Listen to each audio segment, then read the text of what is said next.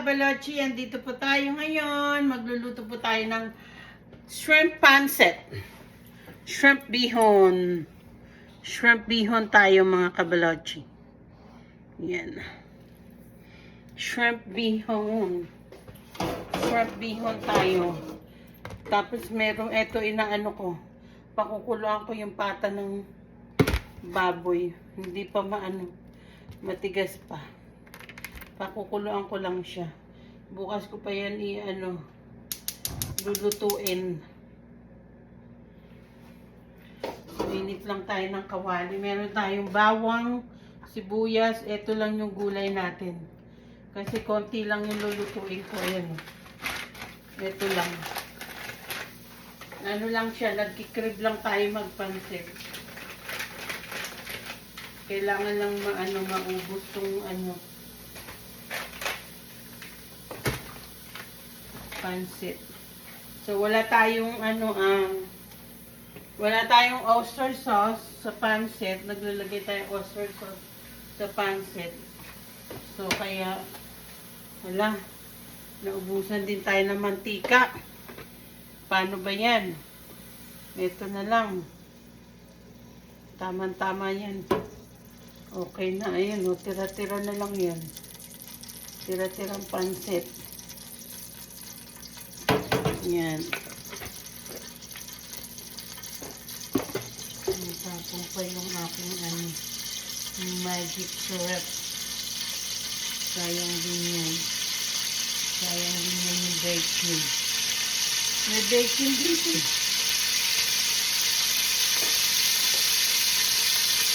Ngayon, tumaano na. May tubig pa kasi.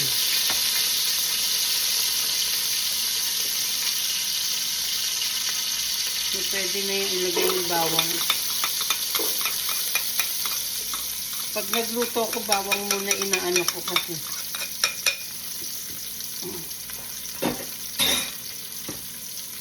So, ang ihahalo ko ay hipon. Ayan.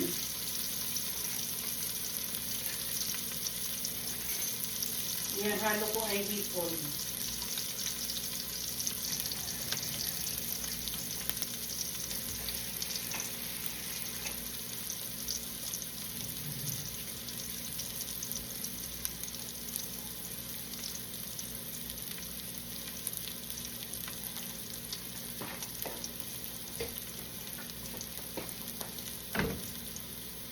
Bigyan na natin sibuyas.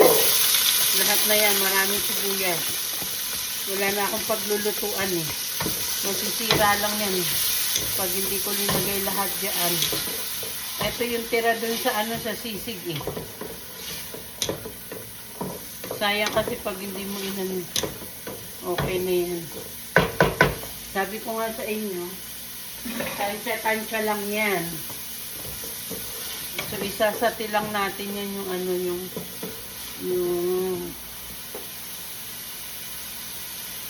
ating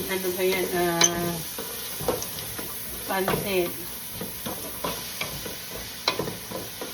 Ligisa muna natin yung mga gulay.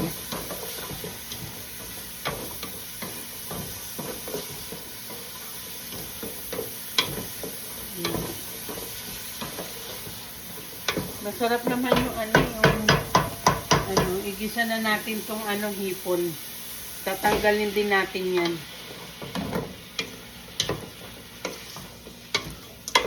Malalaki din tong hipon na to eh.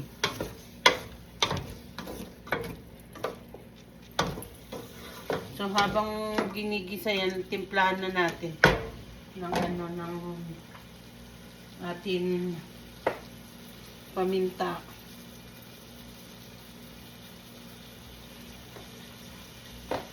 Tapos lagyan natin ng konti nito. Kasi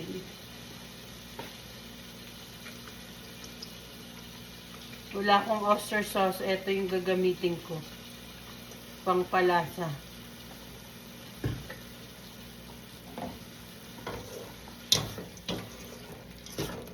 Ayan. Para lang may lasa yung hipon natin. Tapos lagyan na tayo ng konti nito.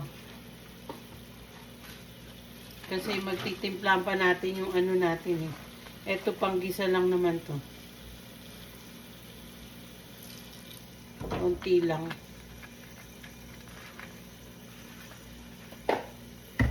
Tansya-tansya. O, diba? Magkakalasa na yung hipon natin. Kasi ito ibang hipon to eh. Hipon dagat to eh. Marang mas gusto ko nga lasa nito kaysa yung malaki. Kasi ito minsan pinakukuluan ko lang siya eh, yung kalaso. Kasi tubig ano siya eh. Malalasahan mo yung ano yung dagat na lasa. Galing sa dagat tong hipon na to eh. Yan. Paanuhan mo lang siya dyan.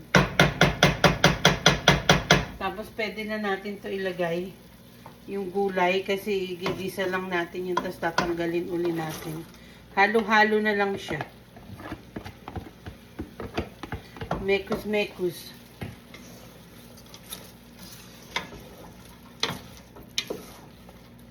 Tapos titimplahan lang natin siya ng konti. Dito. Ito na yung i-ano ko. Yan. Tapos, konti magic sarap. Konti lang kasi magtitimpla pa tayo dun sa isa. Sa sabaw. Ito ay para lang tanggalin natin yung gulay. So, shrimp bihon. Ano ba tawag sa atin? Shrimp bihon. Hipon yung ano halo. Ayan.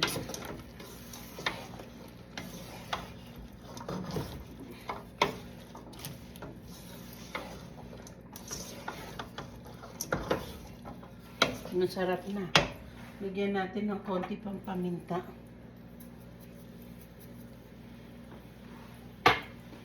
Konti nito. Tansya-tansya nga kasi konti lang linagay ko. Yan. Mamaya pag nagtimpla tayo sa tubig, lalagyan natin ng konting asukal. Kasi para mag-balance yung lasa niya. Kasi ito, igigisa mo siya eh. Tignan nyo yung hipon. Masarap na kasi may ano na siya eh. Naluto na yung ano niya.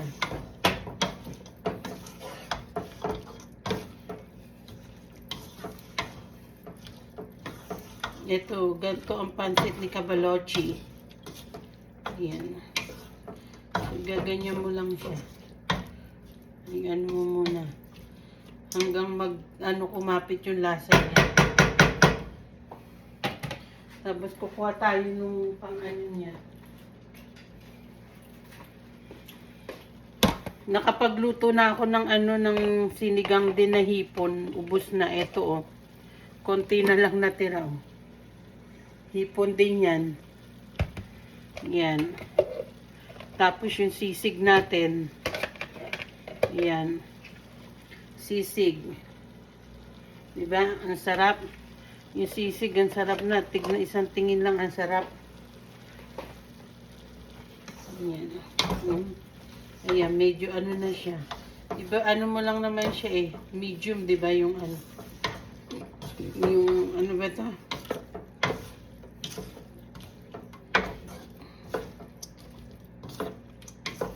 Gusto ko sana yung yung Knorr. Kaya lang sinubukan ko yung isa, yung hinalo ko sa sisig, masarap eh. Iba yung lasa niyan, masarap. Mga few minutes pa kasi yung hipon, yan. Hindi mo kasi pwede itong i-overcook eh. Wala na siyang malinis na siya, walang ulo. Walang yan, pakuluan mo lang siya ng konti. Gigisa lang natin yung mga gulay. Ayan lang yung gulay natin sa pansit. Kasi nga, ayan lang yung nandito. Wala nang iba. So, mga 1 minute. Ayan. Pag kumulo na yan, pwede na yan. Kasi masarap yung crunchy. Yung crunchy yung gulay natin. Yan.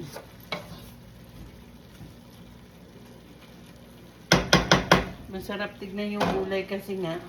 Minsan pwede mo siya lagyan ng aswete kung gusto mo. Yan, pwede na yan.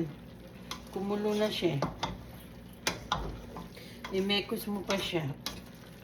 So, kukunin mo siya uli. Kasi ayaw mo ma-overcook yung halo natin. Yan.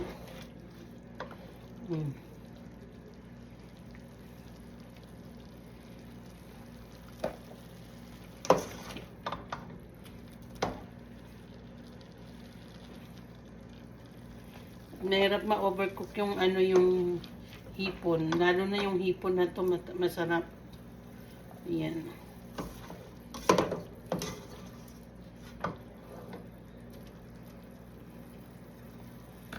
Yan. Madali lang naman magluto ng pansit kung tutuusin. Yan. Masarap to lalo na ang daming ba to, may hipon. So, ayan na siya. So, ngayon, lalagyan mo na siya ng kung meron kang broth, ako wala. So, tubig. Ayan. So, eto, titimplahan natin siya ulit. Ayan. Tapos, konti uli nito.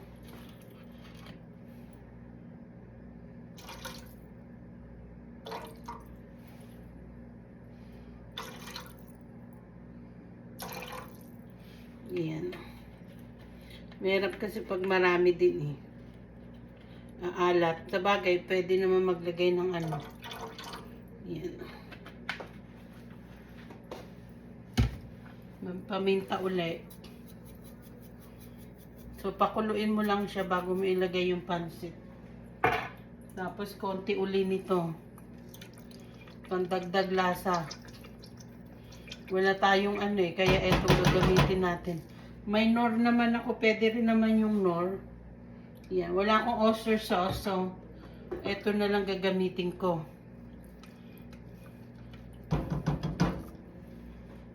So, pakuluin muna natin yan. Tapos lalagyan ko siya ng konting asukal. Pang-balance lang ng lasa ng alat.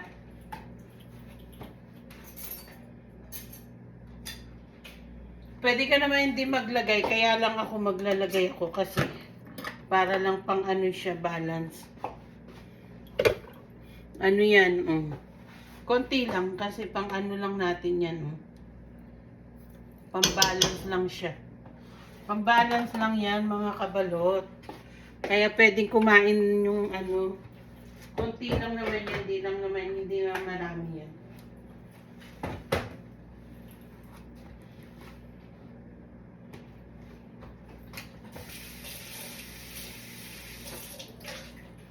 Pakukuluan ko lang siya. Tapos titikman natin kung ano yung lasa niya. Bago mo ilagay yung pansit.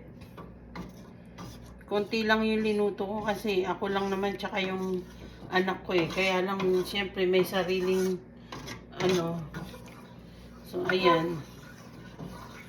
Pinapakuluan ko muna siya bago ko ilagay yung pansit. At siyempre parang masarap, di ba? Hindi ko pala naubos yung pineapple. Ang sarap ng kain ko kanina, mga kabalochi.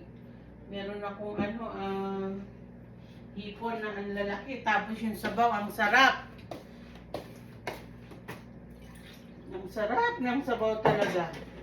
Wala talagang tatalo sa pagkain ng Philippine food.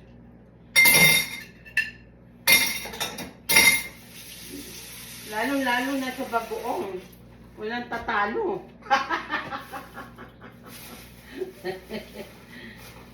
Sabi nung iba niya, tonyak yung mukha mo.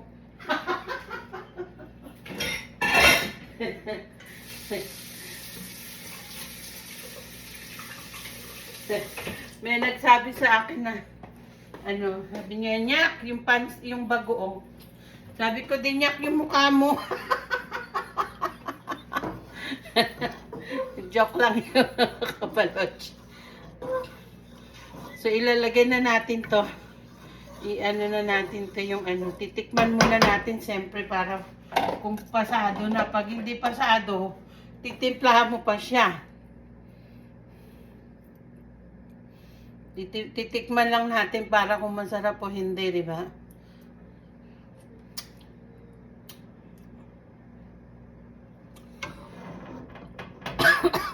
Perfect na siya mga kabalo. Tama na yung lasa niya. Konti na lang ito. Tapos ano, konting toyo. Yan. Okay na yan. Medyo ano na siya kasi yung lasa nung ano nung asukal. Pero tama na siya uli. Titikman uli natin siya.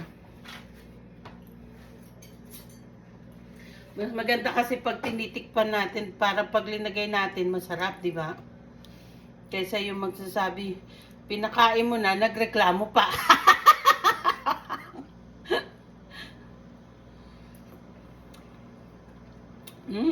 Perfect. Tama na. Okay na yan. Hindi maas, hindi maano. Tama lang. Kaya masarap din yung may asukal kasi nagpapabalance ng ano siya, ng lasa.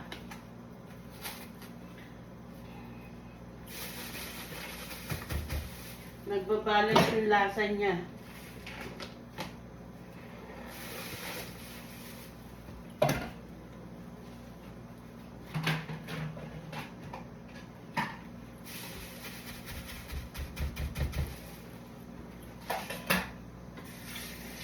So, pakukuluin ko lang yung mga kabalochi bago ko siya ilagay yung pansit. Tapos, okay na yan.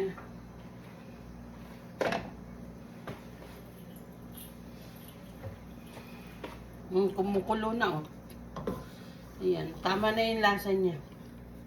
Perfect na. The best. Masarap pala ito.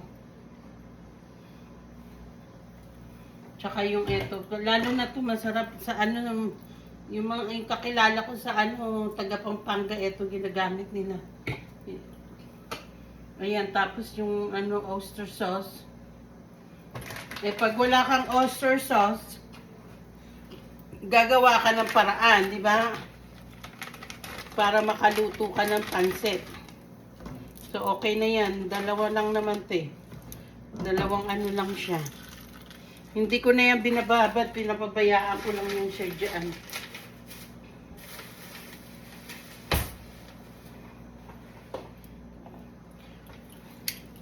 Yung iba binababad ako, hindi na. Okay na yan dyan.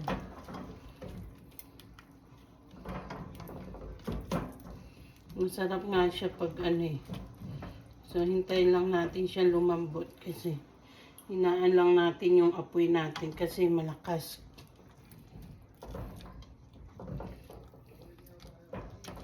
So, ililipat-lipat mo lang siya hanggang dissolve na yung tubig. So, eto, ipakukuluan ko pa to. Medyo malambot na siya, oh. Gusto ko siya eh. Nagkikrib ako dito. I-ano ko siya, baka bukas ko na lang siya pakuluan. Kasi anong oras na rin dito. Sa bagay, pakukuluan lang naman siya. Lagay mo lang siya sa laurel, tapos paminta, asin, konting suka, para mawala yung ano niya. Tapos bukas, iluluto mo na siya.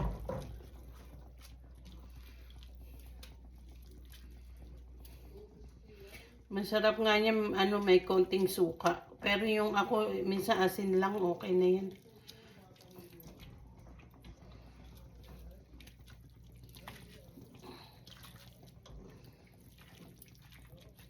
Maluluto na yung ano nito, yung pansit. Paano-ano lang kasi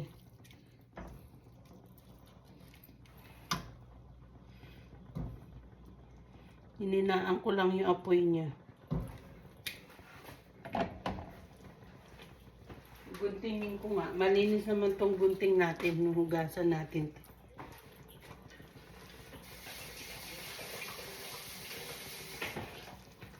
Para madaling maano siya.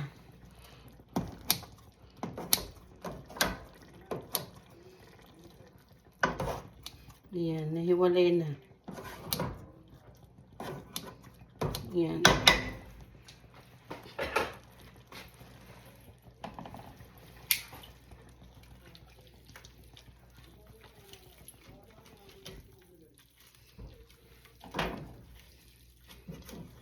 Konti lang siya kaya ano, madali lang siyang maluto.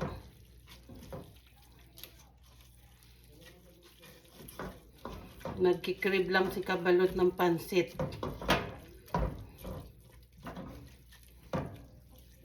Maganda yung Silver Swan na na soy sauce. Ay, Marca Piña pala. Marca Piña yung ginagamit ko eh.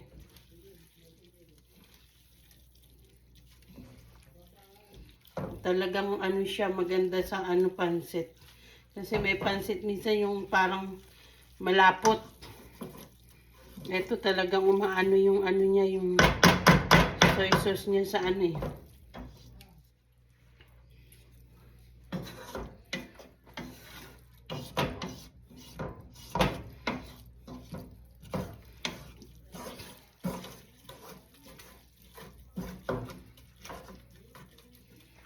Hina-hina lang yan. So, nakapagluto tayo ngayon 3 putahe, mga kabalochi. Yan.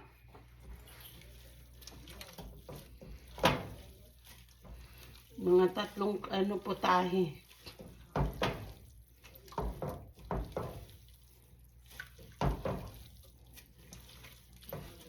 So, lang muna natin siya dyan.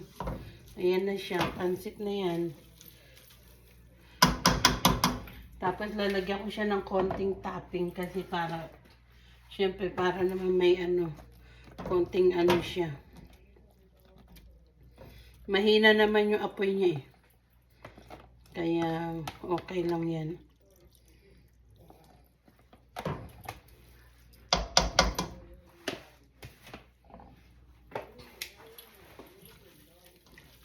Yung ate ko, yung masarap magpansit yun. Ganito yung pansit niya eh. Ayun ang gusto ko nung kabataan ko eh. Walang tatalo sa pansit niya. Masarap magpansit yun yung ate ko. Ayan. Ayun, sa kanya ko to nakuha eh. Yung paano siya magpansit.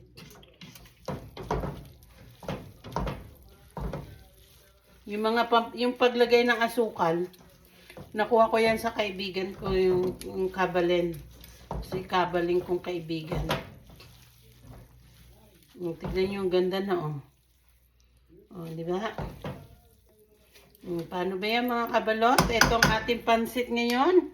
Anuhin na lang natin siya, i-in-in. Okay, ingat po kayo dyan. Mama Chup Chup sa susunod naman na recipe.